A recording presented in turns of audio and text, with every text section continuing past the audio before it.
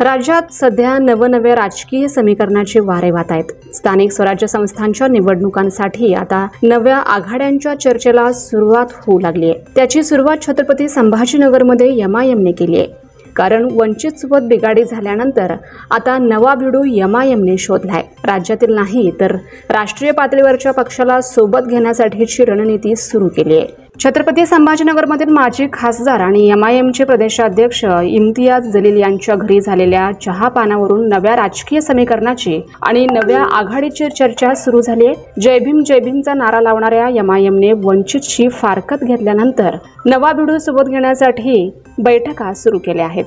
राज्यातल्या कोणत्या पक्षासोबत जाण्यापेक्षा थेट देश पातळीवरील चर्चेत असलेल्या चंद्रशेखर आझाद रावण यांच्या आझाद समाज पार्टीसोबत जाण्याची रणनीती सुरू असल्याची चर्चा सुरू झाली आहे। एमआयएमने 2019 मध्ये वंचितला सोबत घेऊन एक खासदारकी आणि आमदारकी पदरात पाडून घेतली। मात्र त्यानंतर वंचित आणि एमआयएमची फारकत झाली। पुढे 2024च्या लोकसभा आणि विधानसभा निवडणुकीमध्ये वंचित आणि एमआयएम या दोघांनीही स्वतंत्र निवडणूक लढवली। त्या दोघांनाही यश मिळू शकलं नाही। बहुतेक हा धडा घेऊन आता एमआयएमने विचारपूर्वक पाऊल टाकायला सुरुवात केली आहे।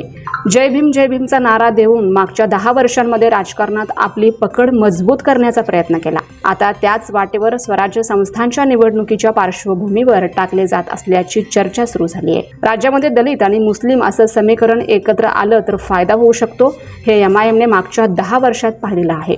एकत्रीकरणाचा फायदा झाला, त्यामुळे आगामी स्थानिक स्वराज्य संस्थांच्या निवडणुकीत स्वतंत्र लढलं तर यश मिळणार नाही, हे एमआयएमचे प्रमुख असुद्दीन ओवेसी आणि प्रदेशाध्यक्ष इम्तियाज जलील यांना चांगलेच ठाऊक आहे। शिवाय राज्यात सध्या कोणती दुसरी पक्ष संघटना इमामसोबत येईल असं चित्र दिसत नाही।